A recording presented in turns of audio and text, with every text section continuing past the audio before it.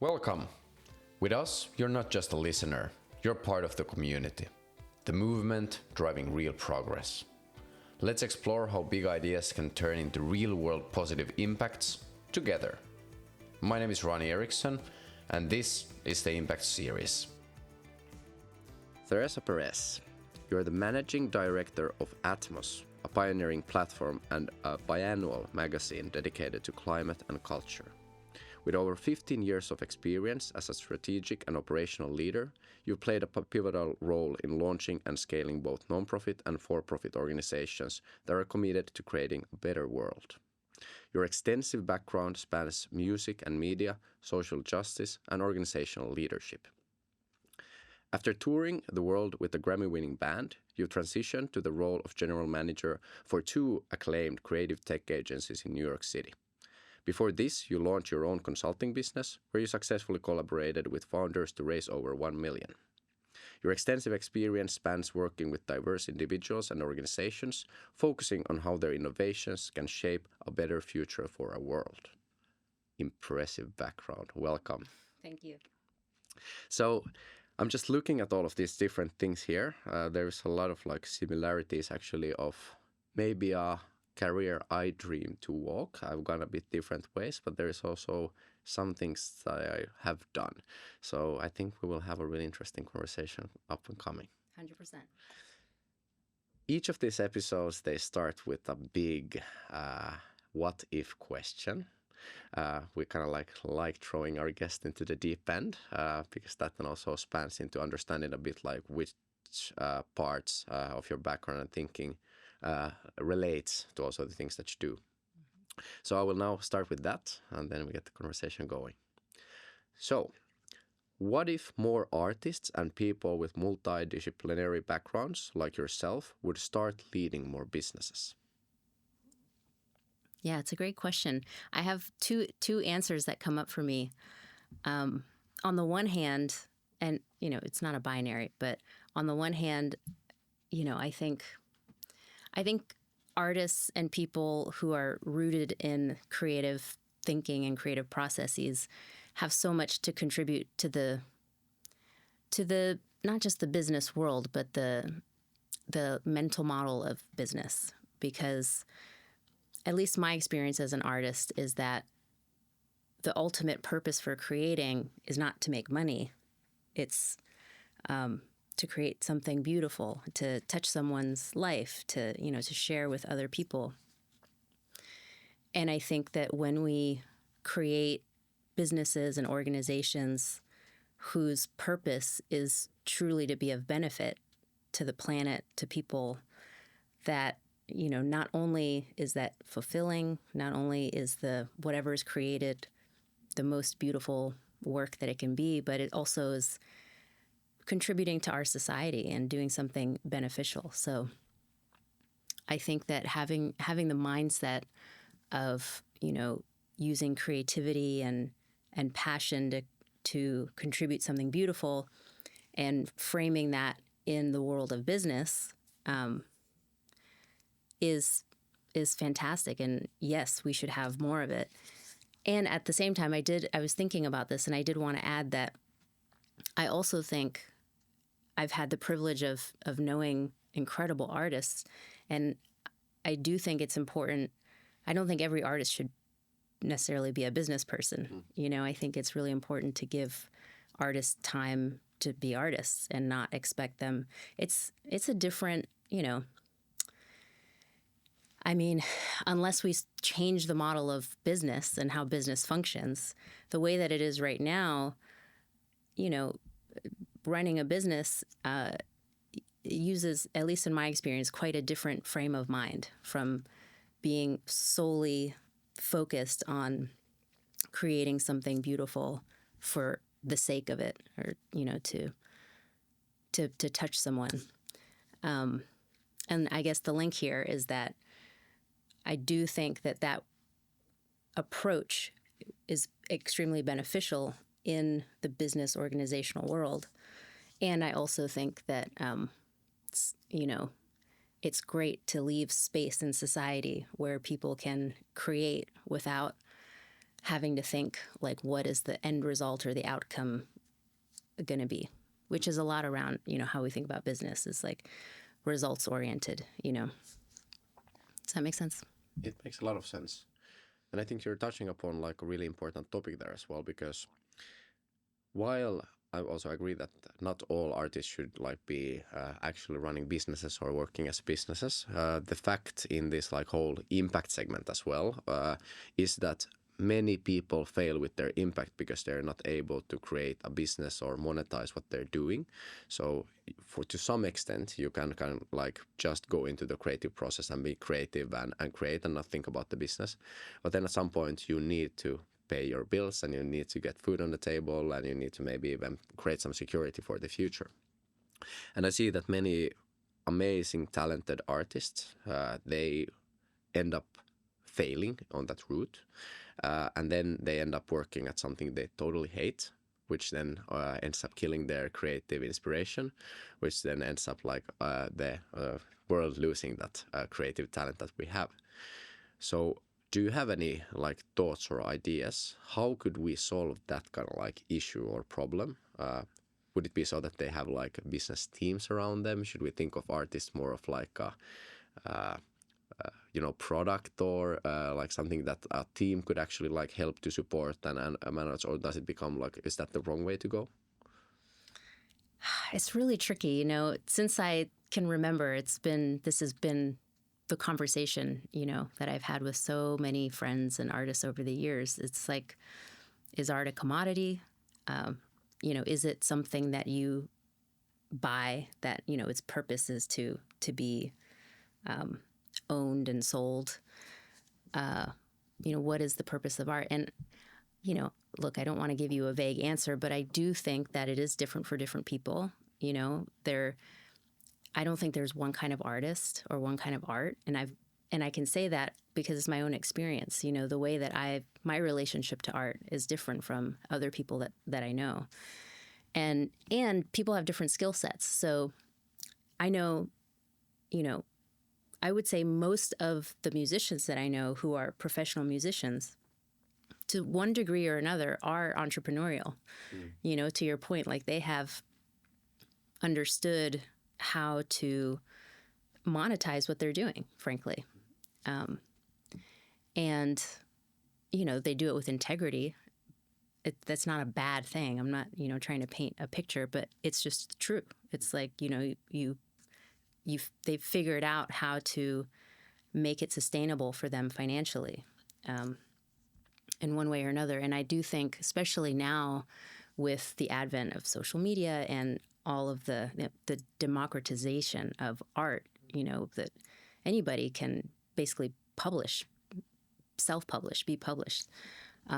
There's a lot of opportunity for artists to be entrepreneurial. So I think some people have that sort of maybe inherent skill set, or maybe they learned it, or maybe their parents were business owners, or, for one reason or another, they might have the ability to,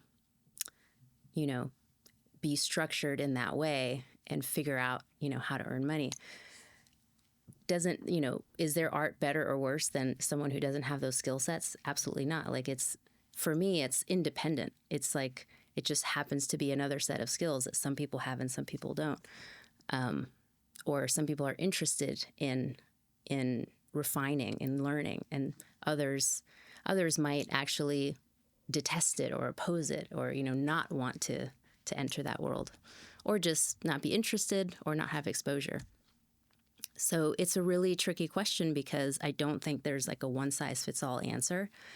I think for some artists, it's almost like I'm imagining like some sort of spiritual retreat, or like ashram, or some place that you just go and you just make art, and I can imagine, I would imagine there are programs like that. And even, like residencies, there are tons of programs like that where, an artist can apply and for a month go live in this beautiful house on the beach and, make their art. And I think that's fantastic. And we should keep providing those kinds of environments. I think art and music schools are fantastic. I went to a music school, and, for that time, I had the opportunity to just learn about music and make music And I wasn't thinking about paying the rent, you know. I was fortunate in that way. Some of my friends were, you know. But yeah, environments where we can support people with food, money, basic necessities so that they don't have to be thinking about that and they can just focus on their art. I think those are fantastic. I think we should keep creating those environments. And I also think we should continue to, you know, offer opportunities for artists, for young people to learn basic skills that will support them to make a living. Because we do live in a society where money is the currency that you need to buy food and things. So until or unless that changes down the road, it is critical. It's important, you know. And something I've been, I'm riffing here, so bear with me. Go on. Something that I've been thinking about the last few days because of different conversations that I've been having is that, you know, like I said, I went to music school. I used to have, my relationship with money was that there was something inherently wrong with it in and of itself.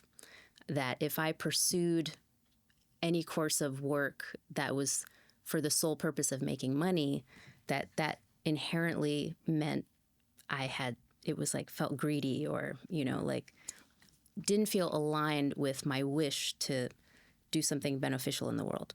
Felt selfish on some level. So I really I wasn't like anti-money, but I just like didn't prioritize it. I did a lot of work for free or for very, very little money. And I, you know, I just focused on, I wanted to be of service, which was beautiful and great. And I had a big revelation in my late 20s where I understood that money in and of itself doesn't have its own character. Like, it's not like a little guy walking around like, I'm horrible or I'm super great. You know, money is, it's like a neutral force. And how we treat it, what we do with it, that's our responsibility. Yeah. So I'm the one who gets to decide what my relationship with that force is, or energy, or, you know, vehicle, whatever you want to call it, conduit. Yeah. And when I realized that I could, you know, apply my wish to bring benefit into the world with my basic need to earn money in the world, that, you know, they didn't have to be separate. And that actually I could have a great deal of respect for money. I could treat money actually the way that I wanted to treat nature, with respect and with love. Like, why not? It's a neutral conduit. So that's how I started to treat money and think about money. And then, you know, I started experiencing abundance in my life, not just financially, but, well, and I had experienced abundance in many ways. But what I will say is that there was a big shift for me financially, and I started doing work that actually earned me more money, but I didn't feel like I was sacrificing the integrity of what I was doing. I was still very much doing work that I believed in and that brought benefit to the world. At least that's my perception and experience. That was a very long-winded answer. It was a long answer, but it was well structured. I like what you're saying there, and it's also, money is a fun thing because it's just a social construct. So it's something that someone has come up with one day or has developed with time, and that many people believe in. And when many people believe in something, then it becomes real, even though it's not maybe real in the context of the world. And then when those things are, like, it might be a religion or spiritual things or money or having a business, like, that's not even the real thing. It's just a paper thing that we kind of like have a set of rules, and we like bow to it after that. And I think like most importantly, what makes money so interesting is that it's about your relationship to it and how you leverage that to do the things that are actually important to you. And then you get the freedom to pursue whatever like truly matters. And normally when you do those things, then you actually start to create things that make other people also interested and then create an impact. What you were just saying, I think, gives a pretty good context, like where you come from and how you think and like how you have become the person you are today. is that why you work where you work today? What is the link in between there, and how does kind of like your work today deliver that story outwards? Yeah, it's very much why I work at Atmos. I I got to a point in my career where, I've gotten to do so many amazing things and work with incredible people, lived in New York City, and got to see a lot of incredible projects come to fruition. And I just had a daughter, and I was at the point where I thought, okay, what's the next 10 years of my life? What do I want to do? What do I want to bring my energy to? I value my energy, From one point of view, you could think about it as like, what am I going to do for work? But the way I think about it is, how do I want to utilize my skills, my time, my love, to benefit my communities, the planet, in a way that's going to be reciprocal. Back to the money conversation, I still, have a mortgage and family to take care of. So that money for me is still part of the equation, but not the driving factor, not what's the most amount of money I can make doing, whatever like that. I'm fortunate in that I was able to, fortunate, but it's also my choice, frankly. Like, yeah, I could choose to just want to earn more and more and more and more, but that isn't fulfilling for me. So I wanted to have plenty of money to be comfortable and support my family and support my communities, to, donate. I donate 10% of my salary, and I have for years and years and years. It's really important to me. But yeah, so that's my choice. Was I didn't feel like I needed to pursue a path that was just about earning more and more and more cash. So when I was evaluating what was important to me, we are in a critical climate crisis right now. I think everybody's well aware of it. And it's something I'd been thinking a lot about. I hadn't worked in the environmental movement. It's not my background. I am focused in the arts. But I felt that I wanted to do something, like, this is my life. This is my opportunity to contribute to some kind of beneficial change for our planet. And so that was part of my, sort of make a list of what are all the ideal things that I would want in this next chapter. And that was number one. I wanted to do something that was going to benefit the planet. So when I became aware of the opening at Atmos, I actually didn't know. No, that's not true. I did know about Atmos because they interviewed the last agency that I worked in for this climate event that we did. So I knew of them, but I wasn't like super familiar with them. But I started looking into their work, and I got one of their magazines. I just told a story yesterday, and was just completely blown away by what they're doing and how they're doing it. One of the things that really, really touched me was their attention to having, stories you don't hear very often, marginalized voices, bringing those stories to the forefront and telling them so beautifully, and really putting resources behind the telling of those stories, and having, ensuring that the stories are being told by the people that they're about, essentially. So that really moved me. And I met the founders, Jake Sargent and Willow Deffabaugh, and I just completely felt that this was the place for me. Like like they had created the job for me, and I still feel that way. I've been there for about a year, and I feel so fortunate to have the opportunity to work with an incredible group of people doing gorgeous work that's timely and relevant, and for the purpose of creating this, transformative relationship with, between humans and our planet. So our mission is to re-enchant people with nature. Simple, but it's profound. The idea is like re-enchant people with nature, and in that re-enchantment, we'll remember our love for the planet and stop causing harm, you know. Can you explain that a bit more? I love the term re-enchant people with the nature. What is that about? So Yeah. how do you do it practically? Because that seems to have an impact. Yeah. Well, what is it and how do we do it? Re-enchanting, one way that I would describe it is like kind of like falling in love, you know, or re-falling in love. I grew up in a city, and when I was 14, we were just talking about the fact that I lived on a farm in my high school years. I had the opportunity to live on a farm, but before that, I had never spent time in nature, like really. So when I was 14, I moved onto this farm, and I fell in love with nature. I really did. Like, I don't think I would have described it that way at the time, but now looking back on it, I see that that's what happened. I mean, I would sit outside as the sun was setting and look at the trees and just feel peace and comfort and awe, you know, just like, wow, this is so beautiful. This is incredible. And so that experience, once I had that relationship with nature, of course I wanted to protect it and care for it, and wasn't going to knowingly do things to harm it, you know? So that's the concept, is like re-enchant.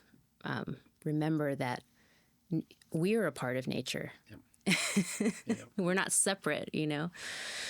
And then how do we do it? Through beautiful storytelling. And that includes not only written storytelling, but, you know, the visual aspect of storytelling. Sometimes we also incorporate music into what we're doing. We recently published a book called The Overview, which is a collection of essays by Willow Defabar, editor-in-chief, meditations on nature. So beautiful. And we worked with the musician Peter Murray. He basically like scored the book. You know, he wrote music for all 4 chapters of the book.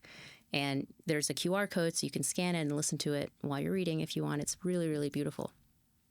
But, you know, photographs are a huge part of Atmos's ethos and how we re-enchant people with nature. We have the incredible privilege to work with photographers who are, you know, some are very well known at the top of their game, editorial photographers who photograph for fashion magazines, etc., National Geographic, and other people who maybe you've never heard of that are up and coming and are just doing incredible work. And we develop relationships with these incredible artists and give them the opportunity. That's the other cool thing about our organization, is we're giving them money. So talk about artists and livelihood, you know. In our position, we're a nonprofit organization. You know, we have the opportunity to say to a photographer, a young photographer, anybody, any photographer, say, we have money for you to go out and shoot nature in the most beautiful way you can. And then, you know, that supports them in their livelihood. It supports their art. And then in return, it provides this vehicle for the public to experience nature in that, through that artistic lens, you know? And I mean, this conversation is coming full circle, because I would say that's one of Atmos's really unique aspects, is that, you know, we really, in terms of re-enchanting people with nature, we really are using the power of art to do that. Also with the written word. I liked it a lot, and with New Nordic Way, we have had since the start, like everything else has changed. We're a pretty new organizations, keeps on evolving, but one element which we started off has never changed, and it's like our circular model. So we have 3 words. So we have inspire, elevate, and unite. And I think what actually creates a lot of impact and movement is these 3 elements coming together in a certain flow. What Atmos is like clearly doing is that you're creating that like inspiration to look at different kind of things from a different perspective, be inspired, be reminded of how things are. At the same time, you're elevating. So you're elevating the possibility for artists and for musicians and for other categories to actually like get to do their work, their passion, but also get paid for that. And then when reading, when having read stories, when being inspired, it unites also a lot of people when you can talk about something that you read or something that you heard. And it's a completely different level of connection that you get when it's connected first to the nature and then also connected to that, like, how did that make you feel?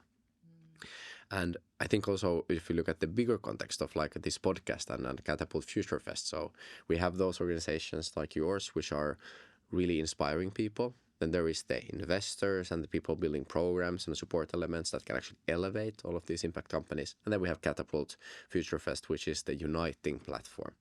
So I can clearly see where kind of like you fall in and how that actually creates an impact. But what do you think is the biggest challenge then? Challenge for one, maybe companies like yours, organizations like yours, and then two, to actually get people to read and understand and be connected with the things that you do? Yeah. Well, specifically for us, we are ultimately a media organization, and typically the typical funding model for media is advertising. And even that in the last, few years has been going down. So there's not as many companies want to spend money advertising in media as they used to. We're fortunate, we're a nonprofit, so we don't rely on advertising dollars for our budget. And I think not the majority of media organizations are nonprofits. So I think to answer your first question, if someone's saying, hey, I want to go out and make a media organization, and you ask me what's the biggest challenge, I would say, figuring out the funding model. So figuring out how are you going to bring money into the organization? Are you going to be a for-profit? If you're going to be a for-profit, what are you going to do to bring in money? Is it going to be advertising, or are you going to be?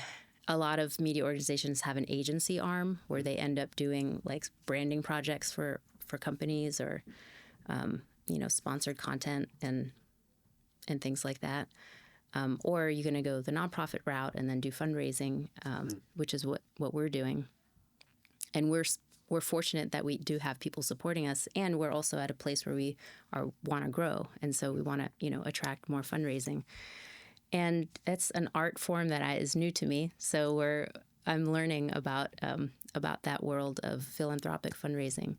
So yeah, I would say I'm an optimist. So I hate to present just roadblocks without answers, but I would say that if anyone wanted to start an organization like this, it'd be important to put a lot of thought into that and probably seek mentorship and do a lot of due diligence. And then your second question around, how do we get people to engage with the content? I think so our intersection is climate and culture.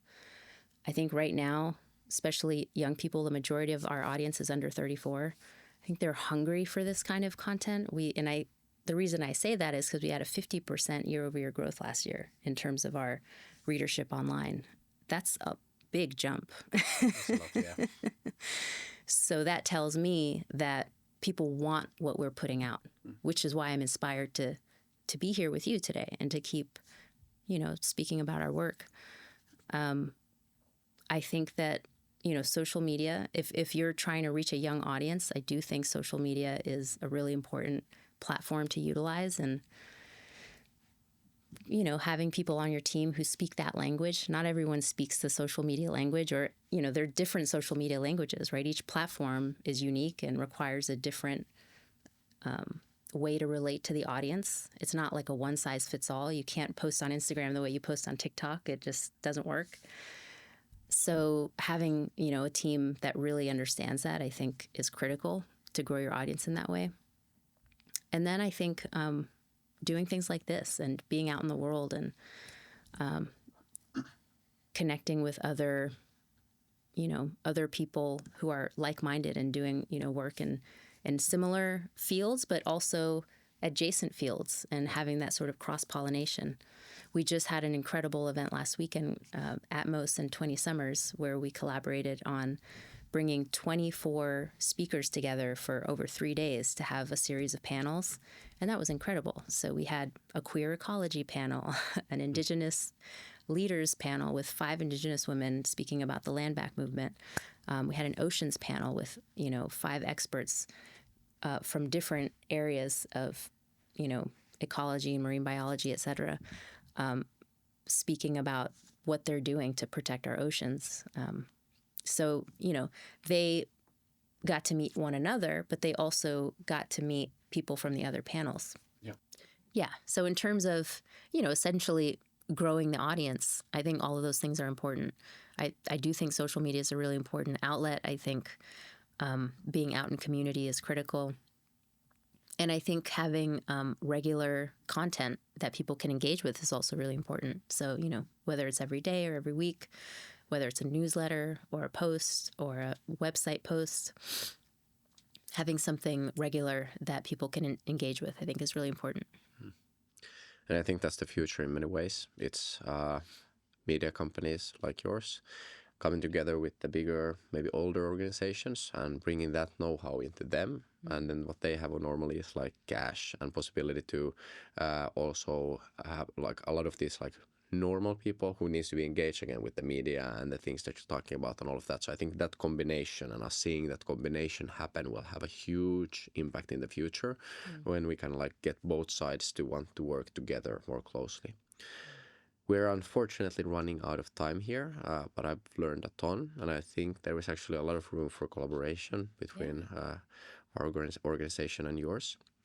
In the end, I normally ask this with wider, like, what's next question. But now, as we're almost out of time, could you, like, in a short way, kind of like give us a bit inspiration? What you think is next? What is happening? Maybe some tip or trick or thought. What's out there?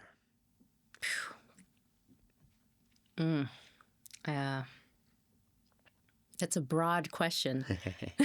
That's the challenge here. You need to be able to summarize it. Well, I mean, what's on my mind is that we all have a responsibility right now to one another, to ourselves, to our families, our future children and children's children, to the planet. It is a critical moment, and we all have a responsibility to understand how we can contribute to the best possible outcome, it's not for our planet, it's for each other. I mean, it is for our planet, obviously, but the reason I'm saying that is because it's not separate. It's not like our actions are for this thing out there. Like, it is us. It's literally going to affect us too. So yeah, I think what's next is whatever each of us decide is next. And so I think it's a really critical time for each person to be reflective and decide what they're going to do. Today, it could be a small thing, a small action today. It could be a big action tomorrow. You might not know what the big thing is, but if you start and allow yourself to think about it, and just, for me, all I said was, I want to help the planet. Very broad, and I ended up here at Atmos. Yeah. So I think even having a wish to help is a good first step. And it's always like I normally tend to say this at different speaker gigs, but it's that the biggest enabler of the sustainable movement or like a more sustainable world, it's all in all simplicity, like it's you.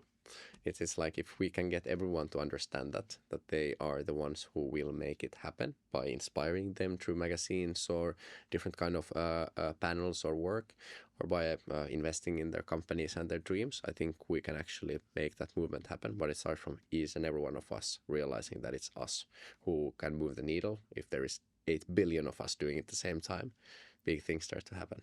Totally. It's been a super nice episode. Can't wait to talk more with you and dive deeper into the different concepts. I want to wish you a super nice last day of Catapult Future Fest. There will be a party in the evening, so don't drink too much. It's getting normally pretty wild, but enjoy and take all of the love that is out there. Thank you so much, Ronny. It's been a pleasure. Thank you.